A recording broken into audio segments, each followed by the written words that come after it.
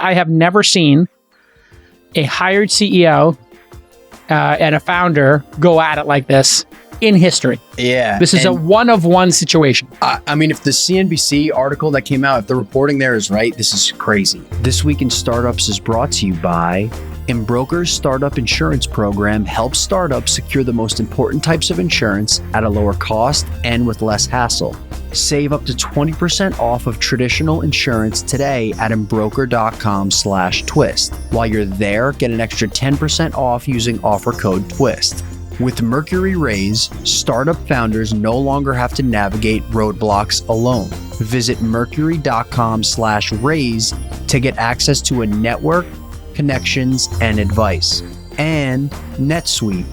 Once your business gets to a certain size, the cracks start to emerge. Things you used to do in a day take a week. You deserve a customized solution, and that's NetSuite. Learn more when you download NetSuite's popular KPI Checklist absolutely free at netsuite.com/twist. Hey, everybody. Welcome to This Week in Startups. We're going to do a news show because you guys love when I do the news, and there's a lot of news with us. Producer Nick. Everybody loves Producer Nick. You've heard him on the All In podcast. He is the man behind the scenes, producing 5-6 episodes a week for you absolutely grateful audience members. You had a great summer. You did All-Star Summer. Congratulations, Nick. You got a lot of big guests. Yeah, now it's time to ramp it back up for All-Star Winter. Well, we had a great run, and I think there's a bunch of people who couldn't make it over the summer. So yeah, we take a second shot at them for the winter, and we're going to be 4 days a week in the winter. Is that correct? We're on the 4-day-a-week schedule right now for we are 4 days a week for the rest of the year. There will be some special little episodes dropping on our days off from the great folks at Cruise Financial. We're doing a startup financial basics, so that'll be dropping on some days off. But yeah, generally speaking, we'll be 4 days a week. Which is a choice by me, just so the audience knows, because listen, doing 6 days a week Twist and All In 7 days a week, it was taking over my life. And there's no opportunity for me to get sick or to have time off. If I take time off, I literally have to do 6 episodes the week before, which means 12 episodes in a week. We did like 4 times this summer. And that was nuts. So I'm trying to get some of my time back. So we'll be doing 4 days a week plus All In. So you're going to get me 5 days a week, more than enough for y'all. But, you know, the news is backed up, and I wanted to go deep dive into this Anthropic thing. So why don't you cue it up for us, Nick? Yeah, it was a really big week at Anthropic. A couple of things came out. So just so everybody knows, they're the startup. They're sort of like the 4th or 5th player in AI, right? So you have OpenAI, you have Google, you have Microsoft. Anthropic, and I would say Inflection too, Reid Hoffman's company, they're sort of the next 2 up there. Yep. In terms of the major players. Anthropic is led by Dario Amodei. He previously led research teams at Google Brain and OpenAI. They have a ChatGPT competitor. It's called Claude, and it's a chatbot based on Anthropic's model Claude 2, which launched in July.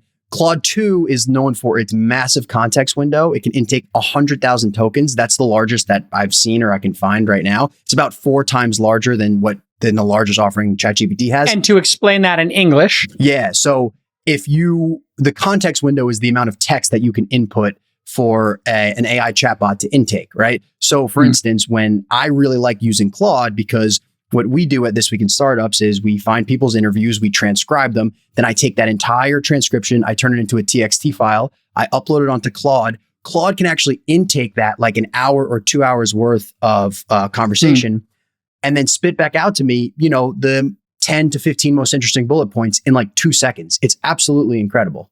So if I was going to interview somebody on the program, you could find a previous interview, say, hey, what are the highlights from when they were on Tim Ferriss 2 years ago, or they were on This Week in Startups 5 years ago, and you can just paste right into it. Literally copy and paste. Literally copy and paste, or you can do an attachment, right? You can attach an item now. A TXT file is what it turns into. But can you do a URL? Could I put a URL of an MP3 and say, transcribe this end? No. Can you tell me the 5 biggest? Okay, so that would take another step out of the process, and I think that's coming, right? Because we were talking about multimodal. It for you. Yeah, exactly. Yeah, or multimodal. Here's an audio file, here's a video file, and then we just have to process it first, right? That might take a little time, but it really is a great product. Claude.ai is the product, and it's really great. Yeah, I use it more than ChatGPT just again because of that context window. I think the barometer they use for it is they say it can intake the entire novel of Great Gatsby and give you like Spark Notes basically, which is pretty amazing. Wow. Spark Notes, for those of you who are Gen X, is also known as Cliff Notes. But in Nick's millennial generation, they were called Spark Notes. Just a programming note there. Okay, so what was Anthropic's big news? The makers of Claude AI. Yeah, earlier this year, they raised a bunch of money, $400 million from Google in February. And as part of that deal, they had this like pact to use Google Cloud, which will come up in a second. And then they had another deal a month later where they raised $300 million from Spark Capital at a $4.4 billion post. This was pre-revenue, I believe. So just last week, Anthropic announced this new deal with Amazon. And here are the terms. Amazon would invest an initial $1.25 billion into Anthropic. And then either party, Anthropic or Amazon, and Jason, I want to hear if this is like a standard deal, could trigger an additional $2.75 billion investment from Amazon, bringing the total to $4 billion. Both parties declined to disclose a valuation. As part of the deal, Amazon would start offering early access to Anthropic's models to its AWS customers on this new platform that's called Amazon Bedrock, which is inside of AWS. It's based, think of it as like a generative AI playground inside AWS. Where they offer a bunch of different models. Why are they calling it Bedrock? They should call it Amazon AI. Yeah. Terrible branding. A couple months ago, they announced that they wanted to be like the Switzerland of AI and allow all models. That's sort of what this is in product form. Amazon did announce, which I thought was pretty interesting, LexisNexis and Ray Dalio's Bridgewater Associates are already using Claude through AWS. Oh, okay. So they did a little beta test. Okay, great. And Claude is, by the way, available now on AWS. You can go use it. Claude 2, LexisNexis, for those who don't know, is a legal system where lawyers, and they've been using it for decades. It was around in the 90s when I was installing local area networks for lawyers. You could search case law. So all those case law, is up there. So anytime anybody filed something or whatever, it goes up into LexisNexis. So this would be incredible to put on top of LexisNexis one of these language models. Yeah, I think libraries use it for citations too. I remember learning how to use LexisNexis when I was like 10. And their competitor is Westlaw. And via Reuters, Anthropic, as part of the deal, committed to rely primarily on Amazon's cloud services, including training its future AI models on large quantities of proprietary chips that it would buy from Amazon. Hold on. My question to you is, does this sound familiar? Yeah. Wait a second. Didn't Amazon do a deal with NVIDIA? And NVIDIA, does Amazon make chips? Apparently they're developing a proprietary AI chip. The first I'm hearing about this, so that's fascinating. All right, listen, we work with super early stage companies at my investment firm. It's called Launch. I'm talking pre-Series A, right? We're talking seed stage, friends and family. And you know what? At that stage, maybe they don't have insurance yet. In fact, just recently, we had an amazing startup. They didn't have D&O insurance. If you don't know what D&O means, that basically protects your directors and officers. Directors, board of directors, officers, the people who run the company, your management team. So what do? We send them right over to Embroker. Embroker is business insurance built specifically for startups. Embroker's single application helps startups get 4 quotes for 4 lines of coverage in 15 minutes. They connect you with one of their expert brokers for unmatched service, and that goes beyond your policy, okay? We use this at all of our companies. It's easy peasy, lemon squeezy. And if you're not getting insurance, at some point you're going to have to get it. So let's make that point today. Right now, this weekend, tonight, just go to Embroker today with the code TWIST, and you'll get 10% off their startup package. How do you get the startup package? Embroker.com/twist. That's EMBROKER.com/twist. Make sure you use that code TWIST for 10% off. That also, more importantly than getting the 10% off, that shows them that you're listening to This Week in Startups. So we love Embroker. They've been amazing in terms of supporting our founders for years. And of course, this very podcast. Great job, Embroker. Okay, so there's 2 very unique things in this story. Let's start with the first. I love this. Either party can trigger another investment. So let's say Anthropic does terrible and everything's a total mess and their product falls way behind other products in the market. They can demand $2.75 billion from Amazon for a failed product. According to Reuters, yes, that is true. Or if things are going smashingly and they don't need money and they're just printing money hand over fist, things go great for Anthropic. Amazon could put a gun to Anthropic's head and say, we're buying, let's say this is at a $10 billion valuation, we're buying another 27% of the company. I would say that my guess is they can do that at a $10 billion valuation, or it could be stepped maybe, but I've never heard of a deal like that. It would normally be one-sided. Amazon has the right. This would be called super pro rata. Pro rata, you get to keep your percentage ownership. Super pro rata, you get to increase it. And so my thought here would be the valuation would be enough that this would increase their ownership. If they're investing 1.25 at whatever valuation this is, do we know what valuation this round occurred at? It doesn't seem like here's it's the public. latest news. On Tuesday, just a couple of days ago, the information reported that Anthropic is in talks to raise another $2 billion. Jeez. This time at a this is reporting. They're targeting a valuation between $20 to $30 billion. According to the article, and they saw some fundraising materials, Anthropic is currently generating revenue at $100 million annualized pace. Okay. So that would be that's like $100 million out of the gate is pretty significant. Mm-hmm. And there was a report, ChatGPT-4 and OpenAI is getting is at $1 billion. So these things are being priced at 100 times. If the secondary at 90 billion is true, let's call it 100x revenue, ballpark. Mm-hmm. So if they're making 100 million, 100 times that would be obviously 10 billion. And this sounds like a $5 to $10 billion valuation to me.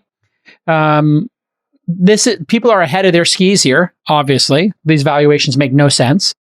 But in a hot market, you give people a lot of credit. As publicly traded companies, they might, as SaaS companies, be getting, 10 to 20 times top line revenue if they were high growth. High growth being they're doubling every year, and these things do seem to be doubling every year, or at least 50% every year. So congratulations to everybody all around. I think these early language models are doing fantastic because they have two swings at bat. You can make money from consumers. Everybody in our company pays $20 a month for ChatGPT-4. And you can make money because APIs are hitting these and people are building them into their products. So it's a wonderful business. It's a software business. It's a high margin business, with the only exception being the amount of hardware you need to run these language models, which I think will go down over time. Yeah. So from what I've read about Anthropic, most of their revenue comes from pay-as-you-go API usage. And they have a small pilot program where they're testing like an enterprise version with select customers, sort of like ChatGPT Enterprise. But you think it's the enterprise is the big win, by the way. Mm-hmm. Enterprise is the huge win for all of this. The fact that I can't see as the CEO of Launch or Inside everybody's ChatGPT stuff, and it's all in one place, and it's learning from everybody on the team. So if you asked a question about This Week in Startups, I asked a question, somebody asked a question about something else, that should all be going into the knowledge base, and we should all be having discussions with our verticalized AI. But go ahead, you had a question. Yeah, so the reported valuation that they're raising at is between 20 to 30 billion. And they say by the end of 2023, they'll be on like a $200 million annualized revenue pace. So at the best case, the cheapest price would be about 100 times revenue, and the worst case would be 300 times revenue. Compared that to OpenAI, they're about 80 to 90 times revenue based on the Wall Street Journal report last week. So do you think that that sort of makes sense to you, that number? Because these are the top of the class in AI, and they're really the only game in town right now. It's ridiculous. I don't think there's any logic to it. It would take you, if these things double every year, it's going to take you a couple of doublings to get towards reality. So you're probably giving them credit for 3 years of undone work, 4 years of undone work with a lot of risk and a lot of competition coming. Mm-hmm. So I think these are strategic investors, not financial investors. Strategic investors for Amazon to be able to sell their proprietary chips to a major player and get them to use them. They don't need to make any money on this investment. If they break even or lose half their money, they got somebody major to use their chips and to give them product feedback on it. So again, they don't need to make money on this. What if this is their lighthouse customer? Underperform NVIDIA's, and it's a strategic disadvantage for Anthropic to use them? Isn't that a major risk? That would be the major risk Anthropic's taken. That's a really good insight. Yeah, I think that is a major risk. If their chips suck, and then I wonder if in the contract, they have to say their chips have to be performant within X% of the NVIDIA ones. So anytime you do strategic deals, things can get weird. This is an example of that. That's why in venture capital, we see strategics come along and want to invest in our startups that we're on the cap table of. It's a major red flag. Great. They have different motivations. Yeah. It's that simple. Now, listen, the press reports are probably, I would just say any press report that's based on rumors, you should, and I'm not picking on the information here, any press, New York Times, Information, Washington Post, I would assume that in 50% of cases, they have wrong information. And in the 50% of the cases when they have right information, they only have partial information about that, right? They might not have the full context. And that's how the press works. That's how it has always worked. So I'm not saying it's gotten worse necessarily. And, these publications do the best they can. But being on the inside now, I can tell you how little information they actually have. If they got a leaked deck, that deck could be old. It could be a draft. It could have changed 3 times in the last 3 months because decks change. It could be somebody with an agenda giving them wrong information specifically. It could be faked information. I've seen every single one of these things happen from both sides of the fences. Remember, I was a journalist for a long time running a publication, whether it was Engadget or This Week in Startups or Silicon Valley Reporter. And I was on the other side, as an investor and being on the board of companies. I would say 90% of the time, the information is incorrect in some way. 50% is, directionally correct, and 50% is wrong. So anytime you're reading a newspaper or an information source, just understand that. And I think they understand that and they would agree. Do you think this is a good strategic move by Amazon to sort of get early access for Anthropic's new Fantastic features? Move. Yeah, cost them nothing. They'll make it all back on people using AI products. It's a no-brainer for them, I think, because if you've used Claude, it's that good. And if they're competitive out of the gate with ChatGPT-4, they're not going to fall behind. So here we are. And I think you can assume there'll be 10 competitors in the space making serious progress. I just got the pictures added to my ChatGPT-4, the multimodal today. And I used it today for the first time. And I had like a piece of electronics that I need a special plug for. I took a picture of it. I said, what plug do I need?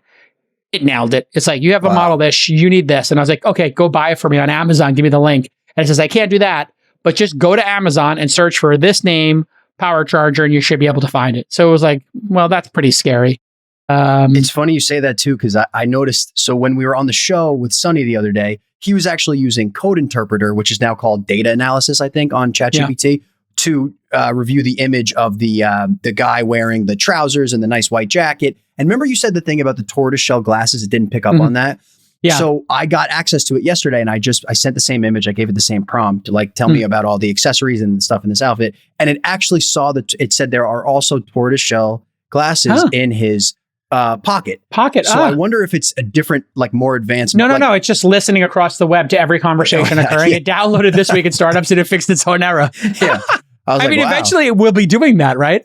Eventually it'll be listening and it'll be like, oh, it's talking about me. I could have done a better job. Maybe you go check that. No, I think it's every time it does its analysis, I think it's doing it for the first time. And so if 10 people upload the same picture and ask for, feedback, it's going to give you different answers. And in fact, I've uploaded a picture and 3 different times asked the question 3 different ways and gotten 3 different answers. Yeah, well, and then every follow-up question you give it is part of the reinforcement learning, right? So if you follow up and you say, what about did you miss the tortoiseshell glasses? It will understand, I guess I did a bad job. Oh, sorry. Yeah, sorry. Bad robot.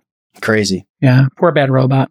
All right, listen, congratulations. Great job for both parties. I think it's a big win and just another checkbox that these are going to be commodities very soon. Now, they may be revenue generating commodities, like gold or diamonds are, or wheat or oil. I'm not saying commodities in a derogatory way. I'm saying commodities in that you can get storage on the internet from 1,000 different sellers. You will be able to get a language model, I believe, from hundreds of sellers next year and thousands in 5 years. This will be something that many people offer at increasing lower prices with different levels of offerings. And so this is great for humanity. Everybody's going to be trying different ones. Different ones will have different specialities or progress, and let the games begin. Great Can I ask for you everybody. One question about strategic investors, by the way, too, just in case in Anthropic's case. So now they have these 2 major strategics, Google, who was the earliest investor, and now Amazon, who's coming in with potentially up to $4 billion. How do those 2 investors talk to each other, if at all? Well, it depends on if they have board seats. And in this case, you said it was $400 million from Google. And it was another $2 billion that's coming from Google. Reported. Yeah. So the question is, are they on the board or not? And did they negotiate board seats? And was Anthropic in a position to tell Google they didn't have a board seat? So now let's say Google was on the board and this Amazon deal comes up. That means Google would be in the conversation about this. Should we take the money or not? Or they would have to say, hey, Google, you cannot be involved in this. We're going to because you're conflicted. You can listen to it, but you can't vote. Or we're going to have to do this around your back. You can see how awkward that gets. Now, let's say Google doesn't have this and Amazon did negotiate a board seat. Now you have the opposite. Let's say they both have board seats and now you got warring factions on your board. You can see how complicated this is going to get. The same thing happened when Eric Schmidt was on the board of Apple, and then Apple bought Android. And then there's a famous photo, you can look it up online, look up Eric Schmidt, Steve Jobs together. There's a famous picture of them at the Stanford Mall. And I think this was at the time this was going on. Yeah. And he felt super betrayed.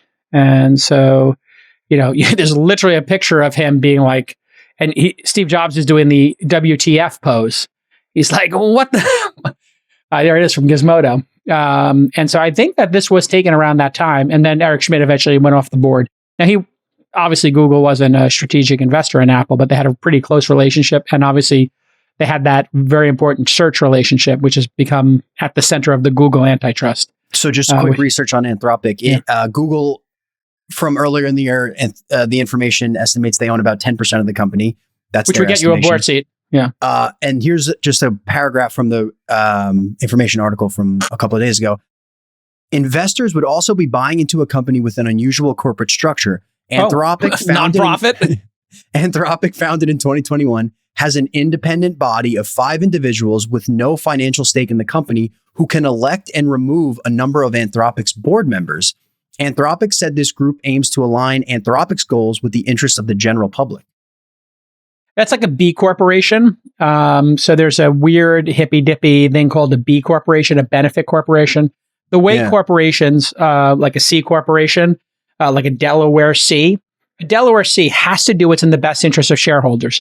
A B corporation, a benefit corporation, is another designation that's done by a third party. And they're in the interest of the stated mission. So the stated mission was, hey, we're here to help people get smarter, and we want to help elementary school kids be better at math. Let's say Brilliant.org came up with that.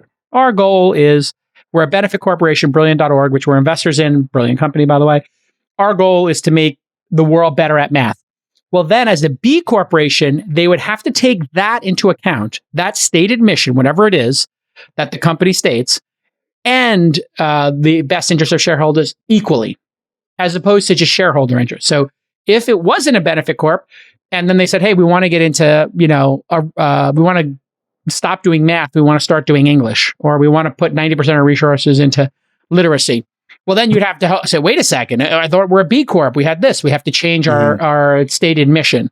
So this is kind of taking the benefit corporation and putting something weird into it. So I think Anthropic, when they started too, there was a big marketing push they had around like, what do they call it? Constitutional AI. I think they were the constitutional AI company, where they were saying we were building like a better set of ways to make AI more fair or whatever. Whatever. I mean, listen, all this hand wringing, you can tell these people are completely insincere if they're selling their secondary shares at 90 billion. Nobody cares about anything then. Do, re, mi. Show me the do, re, mi, the money. Okay. People want the dough. That's all that matters. Do, re, mi.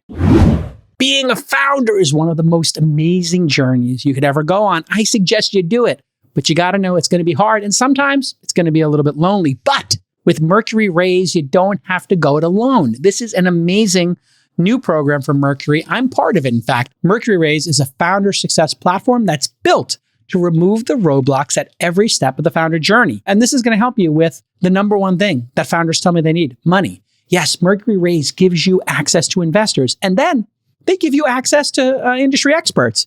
And finally, they connect you with fellow founders. What a great idea. It's like what I do in my accelerator, except it's open to everybody, not just people we invest in. So here's how you use it. And a lot of my founders have been using it, and I'm super happy about this. If you're fundraising, you submit your pitch and you get in front of hundreds of investors who are looking actively to fund businesses like yours. And I'm in that database, and I have found good companies in there. If you're looking for guidance, you can tune into unfiltered conversations with industry experts. And if you're craving some community, which I know you are, you can meet fellow founders and navigate similar challenges. So here's your call to action.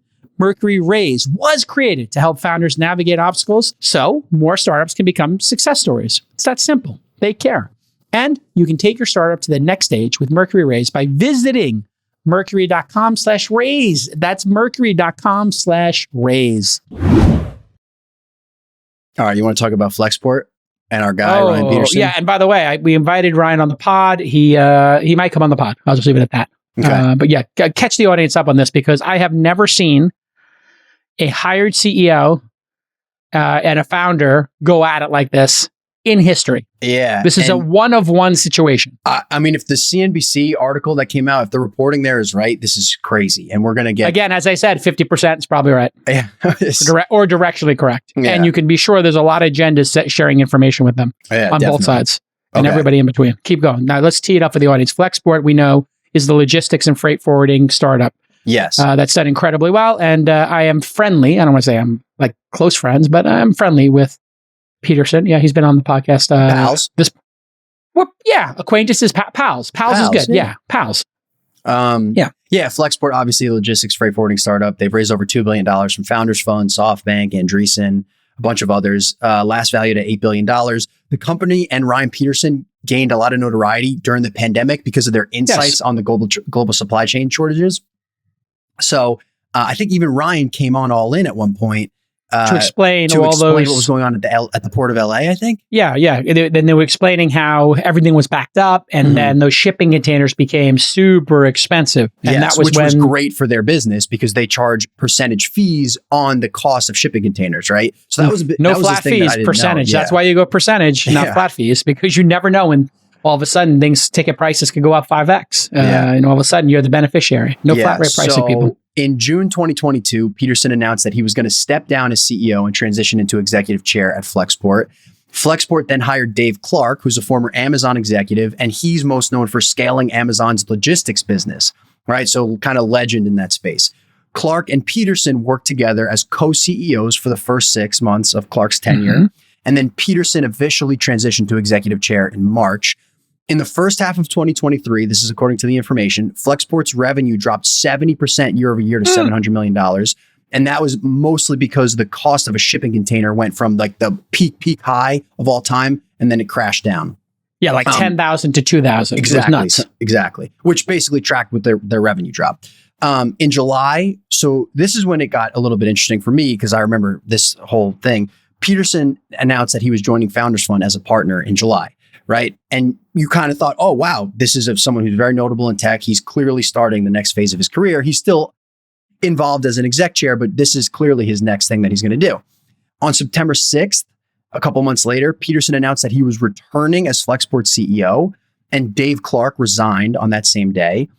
Peterson notably also rescinded 75 job offers due to what he called like overhiring issues at Flexport, and he needed to get the runway tight and he needed to get things back on board.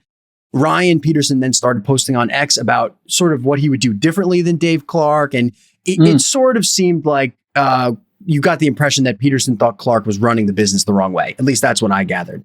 Some of those posts have since been deleted, which the CNBC article also noted.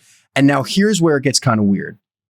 So it was reported that Peterson and the board basically told Dave Clark, either on a Zoom call, either you can resign tomorrow or we're going to announce that you're fired. Which maybe you can say that's like a gentleman's layoff or something like that. Again, this is just reported. It's a gentleman's firing. A gentleman's firing, yeah. Clark resigned, and the next day, 5 of his key execs that he hired were also fired. Is that standard when a hired gun CEO leaves? Yeah, listen, it's kind of like when you take out a captain, when you take out the boss. Who are the captains going to be loyal to? You better take out the whole crew. Yeah. It's, Right. Silvio's going if Tony's going. Yeah. You can't have your consigliere. Yeah. He's not going to make the jump in all likelihood. Makes sense. Yeah. You remember when Junior got pinched, Bobby Bacala was like the last man standing, right? And then remember there was that famous scene at the pork store where he just told him like, hey, listen, Junior can still be the boss in name and he can keep the following, but I get everything else. Yeah. And then Bacala famously says, to the victor goes his boils. And then he kicks him out. Get the F out of here. That was a great scene. So one major problem that led to Dave Clark's being ousted, again, according to CNBC, was financial projections to the board. So Dave Clark thought that Flexport was being way too overly optimistic. Peterson and his team was kind of reluctant to pare back their projections.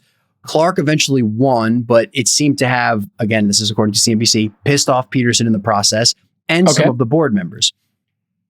Any response to that, Jason? Is that typical with the CEO existing transition? board members are going to be loyal to the founder always, right? You heard about founder-friendly culture here. Mm-hmm. So, you bring in an Amazon exec as a CEO for one reason and one reason only. You want an operational machine who's going to aggressively hit targets. And typically you're going to bring somebody like that in because you think, hey, the creative founder, maybe they're tired, they're exhausted, or maybe they're not an operations person who's going to sit there and just grind. Mm-hmm.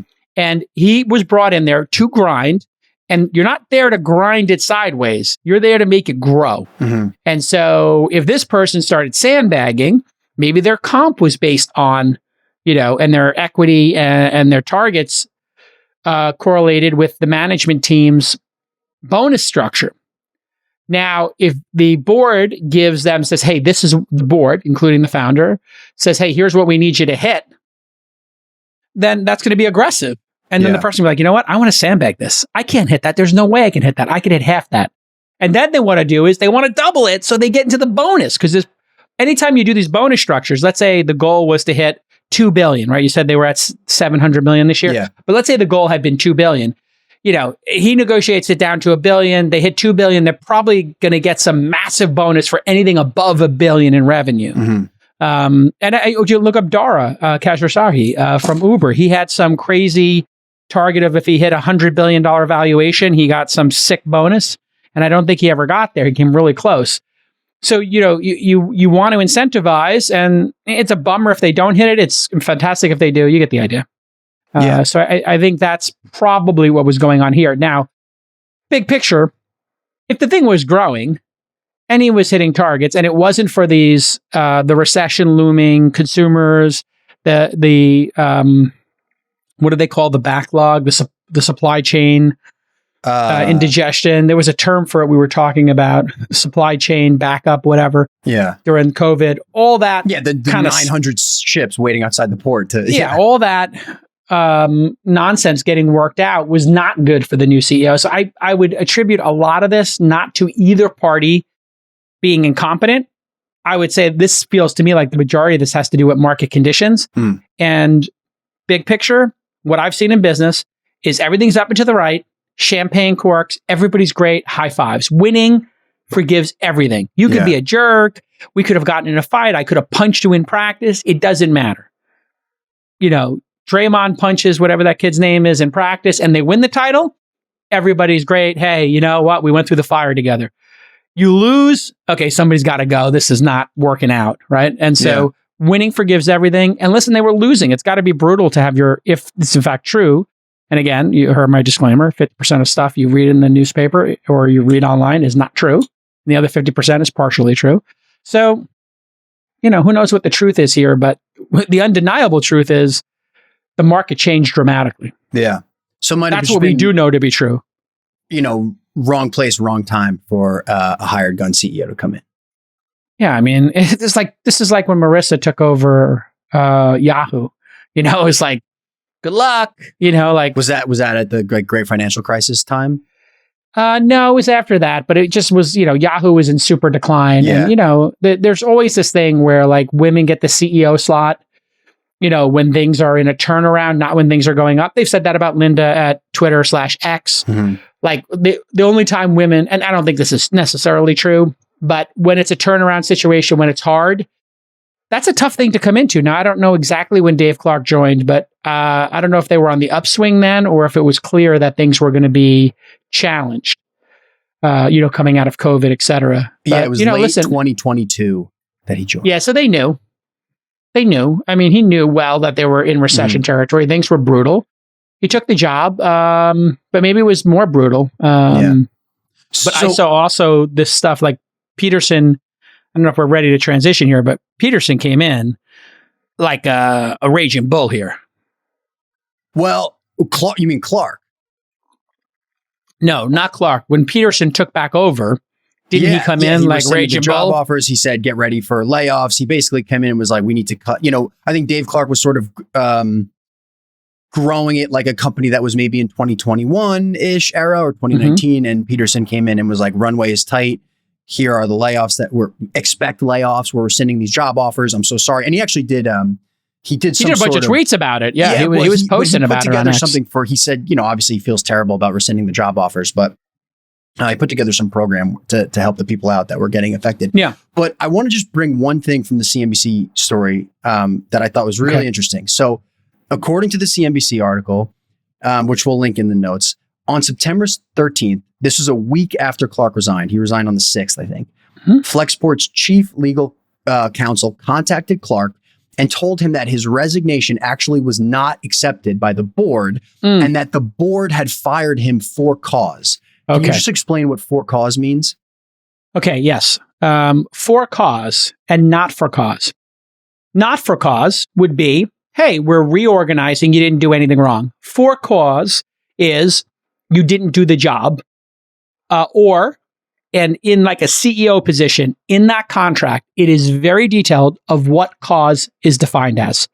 And cause can be defined as like really dark stuff, like sexual harassment, fraud, stealing, mundane stuff like not showing up for work, not doing the job. And so for cause is extremely detailed. Why is it extremely detailed? Because of situations like this. When you do get fired for cause, it means that we don't want to pay you severance and that we don't want to pay you your bonus or vest you your shares. Now, in the vesting of shares, these shares could be single trigger or double trigger. There's a bunch of nomenclature here.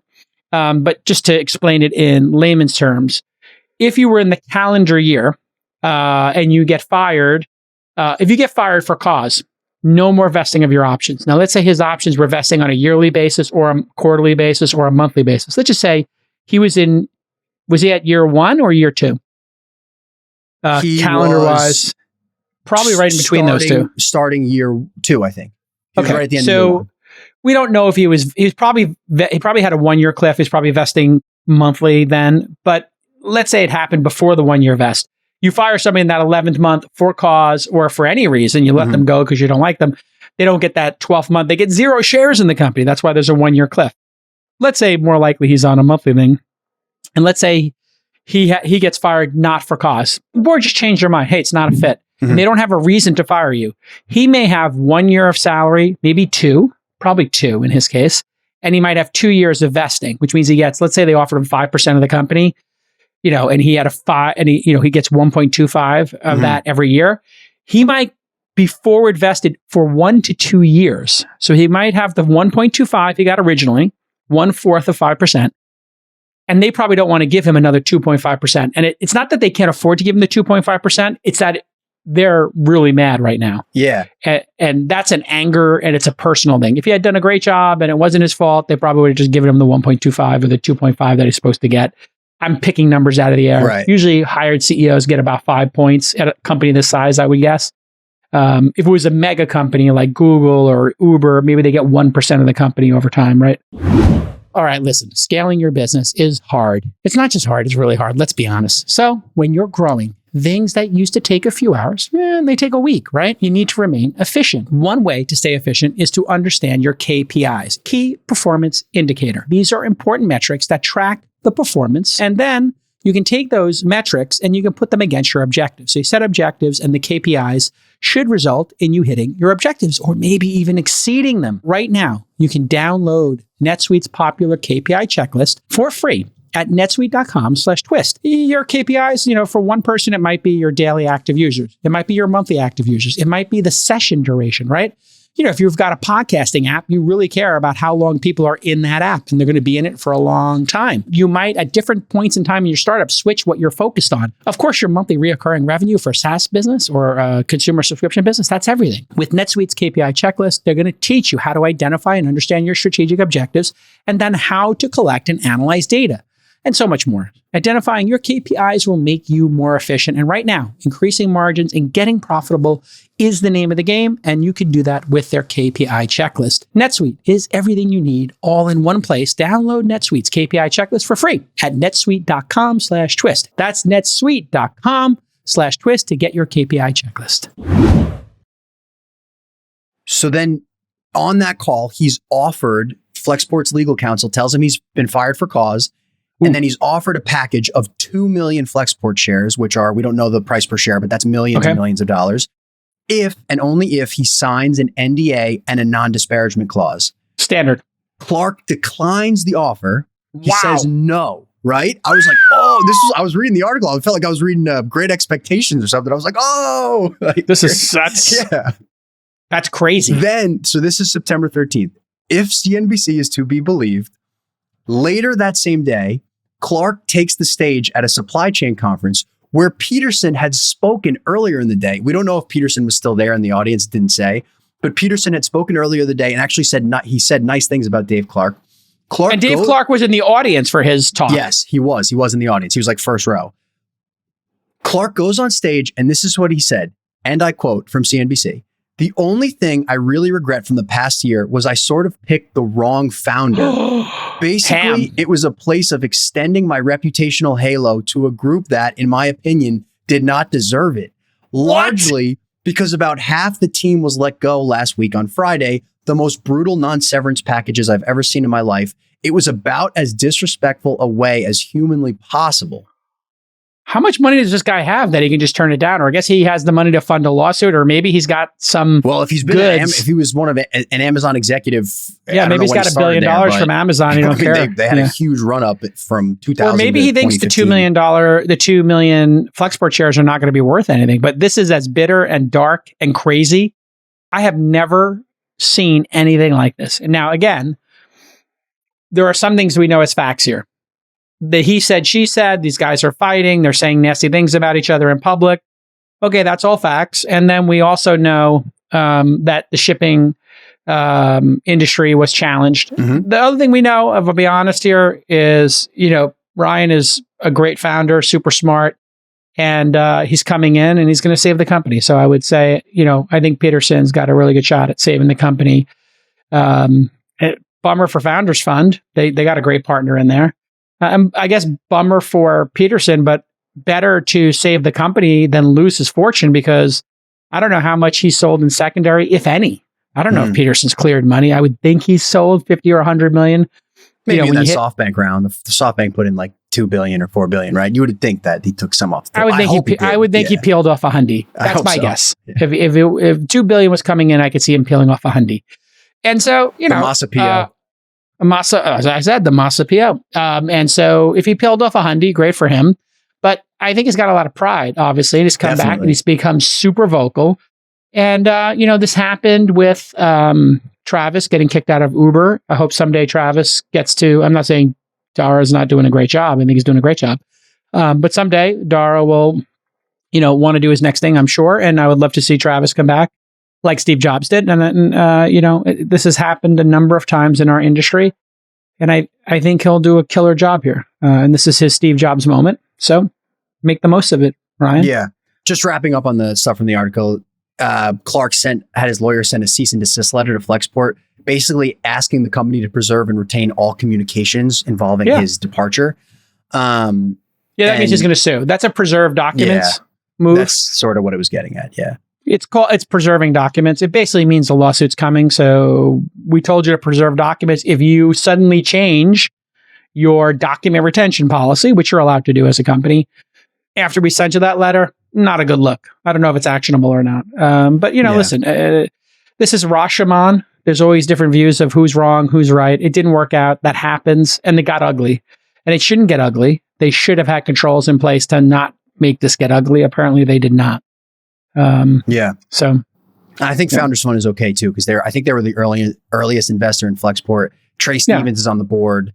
And they have a big position in the company. Shout out Trey Stevens, amateur boxer. I'm staying out of that one. Sharing your boxing videos on the internet, it's a little thirsty. Let's keep going. I don't know, man. I have no qualms with anyone who, I love those Zuck videos of him. I think if you can fight and you could throw a good punch, and fine. I'm going to start doing mine. I'm going to start releasing mine. I'm going to be in the over 50 category. If I could dunk a basketball, there'd be a video of me dunking every day. That's fair enough. I did share my martial arts videos from my 30s on my Insta. So And if I had videos of them, they would have shared the videos for sure. But yeah, now that I'm fit, maybe I'll start sharing my Taekwondo videos. So last story of the day, Jason, I guess you could call this a little big detail, maybe. DoorDash is testing a really interesting new feature that they haven't actually publicly announced yet. They're just testing it in some small markets, but they're testing it in San Francisco. And obviously a bunch of people that are like venture capitalists and stuff have been screenshotting it and sharing it on X. It's called Dine Out. And it's basically a rewards program that offers DoorDash users with cash credit for dining out at local restaurants. John, if you could throw up the image here. Oh, it's like a check-in. So there used to be 2 apps. One was called GoWalla and one was called 4Step. These became a big craze after South by Southwest one year. We were investors minor. I think I put $10K when I was first starting my angel career into GoWalla, which was bought eventually by Facebook. And there was a mobile local social, MoLoSo. MoLoSo was like an acronym that we used 15 years ago. And you would check in and it would automatically then tweet or Facebook, hey, you just checked in. And so I used to do this all the time when I was in LA. I would just check in everywhere. And it was like gamified. You get points and stuff like that. Then people started showing up at the places I was checking in. So then I started checking in when I was leaving, but it was fun to kind of bookmark these places. But here, this isn't just bookmarking, is it?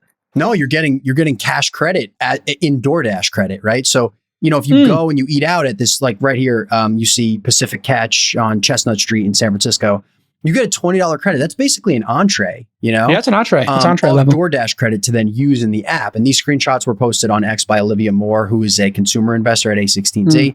My question to you, Jason, is why would DoorDash do this? What is the reason? Oh, it's very simple. This is to lock in restaurants.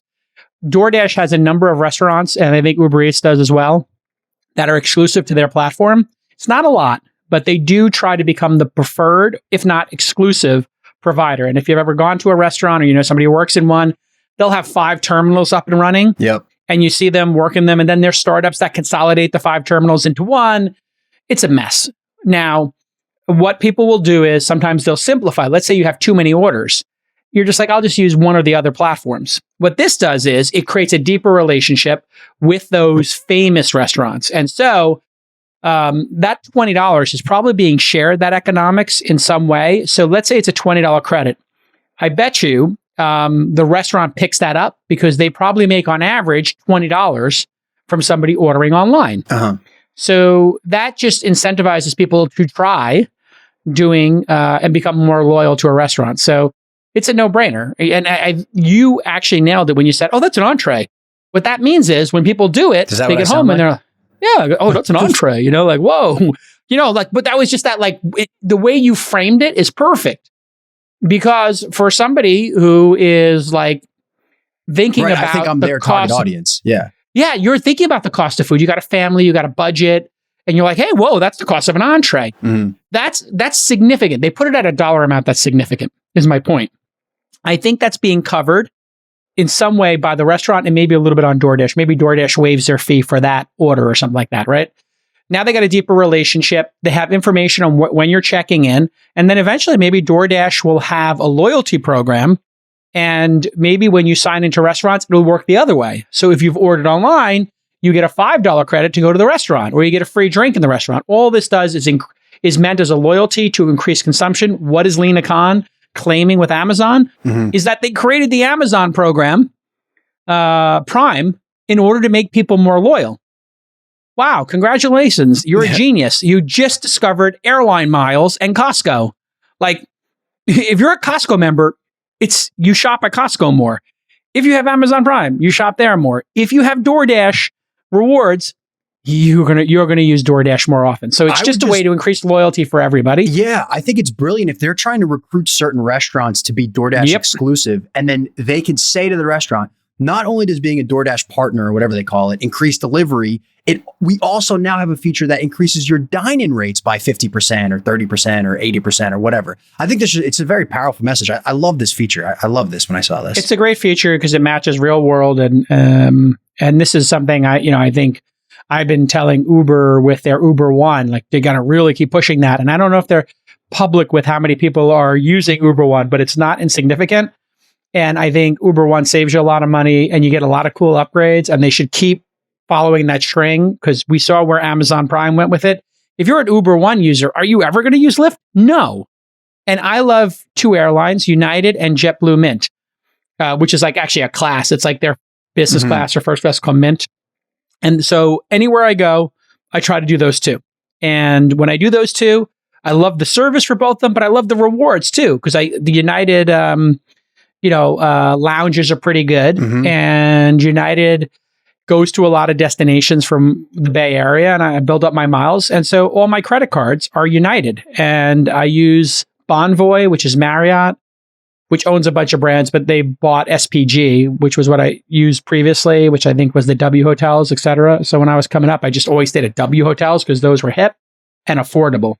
And so I would always have 1 million Bonvoy miles, 1 million United miles. So, if I was short on cash, I could just use my miles up and get free trips. Yeah. And so I think these gamification things, these loyalty things, they work on humans. If you've ever played a game like Farmville or any game with gamification in it, it works. We all know that, right? So this is gamification. It's brilliant. Congratulations on the DoorDash team. Very creative idea. And you know what? Sometimes the best ideas are sitting in the graveyard of startups. And that's why startups kind of build on each other. This check-in apps, if you go back to the Foursquare days, and people thought Foursquare and GoWalla were going to be multi-billion-dollar companies. They thought it was the future. It was going to change everything. And it didn't. But here it is again. Pretty cool. And then ultimately, what does Yelp do now? They already have the discovery built in part. They have the discovery part of it. They have the restaurants ingested. That's why I love it so much. And this is a bit broader societal point, but I just think life is better when restaurants are packed and people are moving and shaking. And there's nothing sadder than a Friday night, 7:30 p.m. and like half the restaurants on the street are closed down, which shout out San Francisco. Great job doing that to your city. Cause I remember they destroyed it. Was so depressing. All of my favorite places were empty all the time. And it sucks. And I feel so bad for those people. And I hope that this gets some asses back in the seats. It's going to. And I was in New York, to your point. And when I was in New York, I had one night where I had like a meeting and then I was free and I left it open. I could, I got a lot of people to catch up with, family, friends, business colleagues, founders, LPs. And I knew I had this one night late, after like a late meeting or something that I had online. And I walked up to Soho and I had like the 3 best restaurants that I had I had read in Eater. So I go to the first one and I look and it's empty. I was like, I don't want to be alone in there. And then I went to my second choice, which I wanted to go to Balthazar and have the steak au poivre, which I love. I go there, it's packed. And there's a couple of seats at the bar, which is where I like to eat when I'm alone. I eat that steak au poivre. I share it on my Twitter. So I agree with you. We need these restaurants to be hopping, and it's absolutely fantastic if they can get that going. So just great job to those team over there. I think it's a great idea. And, this is, I don't know if you saw, there was a report that Uber was going to launch a TaskRabbit type service. I don't have any information. I think that's going to be a big one. So if I could click on Uber, or you're with child right now, you have your babysitter cancel last minute. What would you pay for a last minute babysitter? I pay 50% premium. But I mean, you'll see if you need a babysitter and you don't have anybody to come, you'll pay a little extra. And so I think that there's many different places for Uber and DoorDash and Airbnb to go. And I think this is where Elon's saying he wants X to be the everything app. I think you'll see DoorDash and Uber and Airbnb, thinking about travel, transportation, and food. And you'll see X doing, I don't have any inside information here, but just publicly they've talked about having payments. Uber actually did a payments thing. There's a thing called Uber Cash inside of Uber. I don't think it's become a thing yet because Apple Pay is so great and so ubiquitous that why would you need to keep cash inside of Uber? But they did seed it a little bit. I don't know how it's going, Uber Cash. I don't know if that one took off. But Uber's doing, I think, trains and some other things. You can do taxis in it. Obviously, you can rent bikes through the Lime network. And so all that stuff. And then if they had, manual labor Have they started flight booking yet, Uber? Because I saw in the app the other day, they said something about like, book the entire itinerary on Uber or something like that. But yeah, they're doing something. It's they were doing Blade built into the app. Yes. But yes, I think they were doing some flights they were doing some flights in Europe. So I think that starts in Europe. And I think trains in Europe is a big deal. So I think you'll be able to book your trains and stuff like that. There's no reason you shouldn't be able to do everything. I should be able to take out my Uber app and take the New York City subway. I was on the New York City subway and I saw people using their phones. Oh, it's the best thing ever. Yeah, that came in a couple of years ago. Yeah, you just, if you have Apple Pay, you just put it right up to the thing and go boop, boop. There's no more waiting online for cash or get the Metro card. I'm such an idiot. I just literally, I saw it and I just like, let me buy a Metro card to be faster. Oh my God, you look like such an old man. It had some weird logo. It didn't have an Apple Pay logo. It had some like weird third-party name. And I was like, I got to sign up for this and get the app for that. Yeah, but that's bomb. Oh, it's the best thing ever. And then the worst part, I used to live in Hoboken. The PATH train doesn't have the Apple Pay. So to get the PATH back to Hoboken, you got to fill back up the Metro card. Like I'm in, 1999. That was brutal. Anyway. Well, this has been a fantastic episode, and we'll be back tomorrow with an all Ask Jason episode. So we're going to do some Ask Jason tomorrow. Jason Unplugged is what we're calling it. Jason Unplugged, absolutely. Casual, chill vibes, just takes. Just takes. Okay, hot takes. Just vibes and takes. Vibes and takes, like the kids say. We'll see you all next time. Bye-bye.